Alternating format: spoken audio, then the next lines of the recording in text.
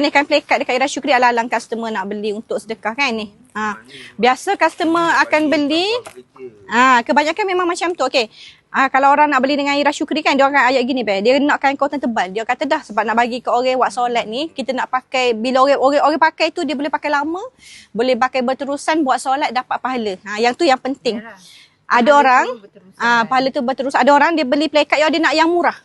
Tak boleh pakai kain jarang kan ni. Basuh gulung sini. Lepas tu kain dia bila kita basuh dia akan butir-butir. Basuh dia akan keluar warna-warna dia. Okey, yang ni memang cotton tebal 2 meter suku ni. Ira tunjuk dekat yang ni. 2 meter suku bidang 45. Besar labuh ni. Ira tinggi 160. Orang lelaki dia lagi tinggi, orang 17, 18 semua boleh pakai. Besar labuh kain cotton. Lepas tu boleh campur dengan batik sarung, paling special sekali. Nak untung, you all ambil package macam ni. 3 helai, 10 helai ataupun 20 helai. Plekat nak mangga gold ataupun gajah duduk ataupun batik sarung boleh campur. Dalam kuantiti 20 helai, Skodi Kak boleh campur. Kak nak berapa lah. Plekat nak berapa, batik nak berapa, kita tolong ejahkan. Okey.